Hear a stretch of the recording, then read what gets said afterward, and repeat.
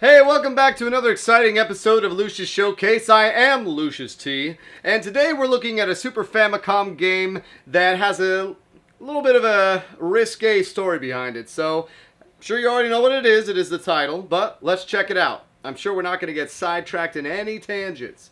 None.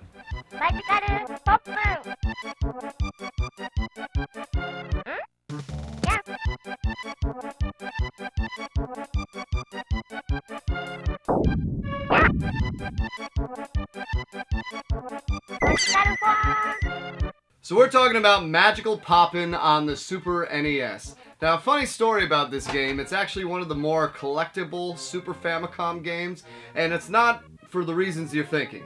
It actually has real voice acting in it. Like real legitimate voice samples from a particular Japanese actress. Now you may ask, oh, is it a popular pop actress, singer? No, it's a porn actress.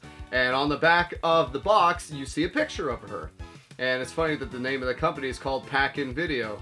I don't know if that has anything to do with it either. But yeah, this is a highly collectible game in Japan because it stars the voice of a porno actress. More you know, right? So yeah, Magical Poppin' is a platforming game. It's kind of a linear platforming game. You start into a level, you make your way through it. You don't always go to the right. Sometimes you go down, sometimes you go through doors. And you get to a mini-boss. After the mini-boss, usually you unlock one of your new abilities, and then you make your way through the rest of the level until you get to the final boss, and then that ends the level. So each one of the levels is a mini-boss and the end boss. The way that their health is designated is by purple skulls, and one purple skull takes 2 hits, so it goes as a big skull and a small skull, and conversely your own health works the same way. So you have hearts instead of skulls because you're, cute little girl, and you have a giant heart that then comes a small heart and then it goes away. Story-wise, it looks like there's some evil kingdom that pops out of nowhere, and then it's up to you to stop them, according to creepy looking pedophile man or something. I don't know. I didn't really care much for the story. That you don't really you don't really care much. I mean, it's a porn, you don't care about the story, right? You just get into the gameplay. And level 1 is kind of the rooftops, level 2 you're in the jungle, and then level 3 you get into the mountains, and then level 4 you...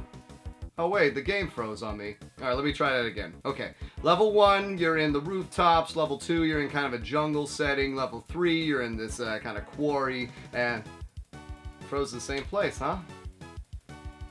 This is a different issue altogether. I think some of you remember I talked about my issues with Mega Man and Bass with the game freezing. Well, now I'm having the exact same thing happen with Magical Poppin' at the exact same spot. I don't know if my Super NES is just finally getting old. I'm guessing it has more to do with the company I've been buying these Repro carts from. And funny story, it's the same place for both.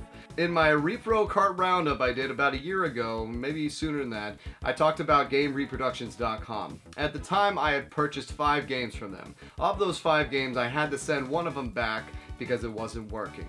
3 of the other 4 only worked on my mini Super NES, and then one of them, Clock Tower, worked on my normal Super NES. So I got a batch of 10 sent after that because I'm an idiot, and I looked at every single one of them. They all worked, except my copy of Fire Pro Wrestling was actually a copy of Burning Heroes! Burning Heroes, which I got already, so I had to send that back and then get it returned to me, but they all seem to work. King of Demons worked, the Hippo game worked, Days Before Christmas worked, and then I started doing other videos. I kind of stepped away from these for a while, and then finally I got back to it trying to do Mega Man and Bass, freezes.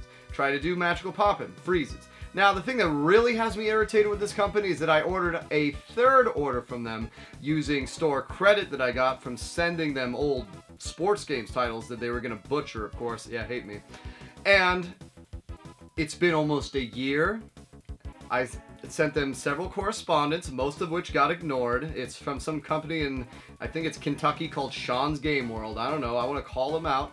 And the last time I heard from them was in June, where they said, oh my god, you should have had this order already.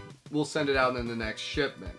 And then I got another correspondence that said, yeah, it's going out soon. And then since then, radio silence. And it is now almost October 1st. I ordered these October 5th of 2015.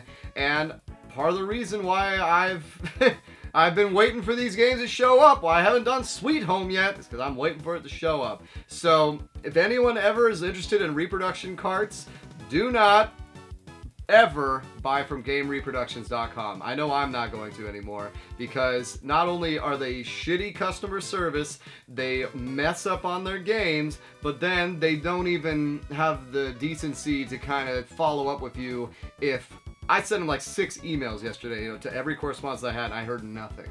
So yeah, I don't even care now. I'm probably not going to see these games, and now I'm worried about playing some of the other ones I have, because I'd hate to get into a 20-hour RPG and have it just freeze on me again, like I've been happening with these smaller platformers. But anyways, long story short, I'm not able to show you any more of Magical Poppin' because the copy I have doesn't go beyond level 3.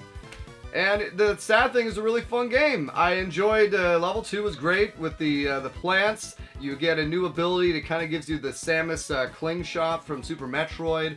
You use that to spring along. When you gather 3 of the golden heads, they give you a free life. And it looks like you have unlimited continues. But when you die, you have to start at the beginning of the level, which isn't so bad. That's a good way of doing it. So Magical Poppin', I mean, it's a fun game. I'm pretty sure I saw everything I needed to. It looked like you were about to get an ice beam in level 3. I think you get a fire beam in level 4. And then the last 2 abilities, who knows. But I really don't feel like I'm missing much. I think I can solid give this, this game's like about an 8. Yeah, it's a solid platformer. Maybe a little bit better if I didn't have the sour taste in my mouth from that horrible game Reproductions company. Which, if you're looking for good people, I mean, I could recommend tons of people. I could recommend John Riggs. I could recommend Squirrel Games in Texas, which I just had a great experience with on Front Mission. Or, some of the more companies like Flashback Entertainment or Lost Classics. Go to them. Don't use GameReproductions.com because they are just a bunch of jerks. And hopefully they'll finally respond to me one of these days. But yeah, Magical Poppin', give it an 8. Yeah, an 8's a good score. And yeah, pick it up and play it. That's your homework. And there you have it, Magical Poppin'. Great game. Pick it up. Now is the Portland Retro Gaming Expo is right around the corner. Yours truly will be present. So all 10 of you, if you want to come say hey, feel free to come and say what's up. Me and Jen should be there. We had a great time last year. Hopefully gonna have a great time this year. Don't know if there's any Kraken in the cards, but hopefully gonna meet some of you guys, play some games, hang out with some multi-tap guys, and have a great time. So that's where I'll be later this month, and as always, there'll be another video coming out every Tuesday. I want to thank everyone for helping me get up to 400 subs, and let's keep on rolling. I'd love to hit 1,000 by the end of the year, but I'll be happy if just I don't lose anyone anymore. Okay? So thanks for watching, guys. Take care.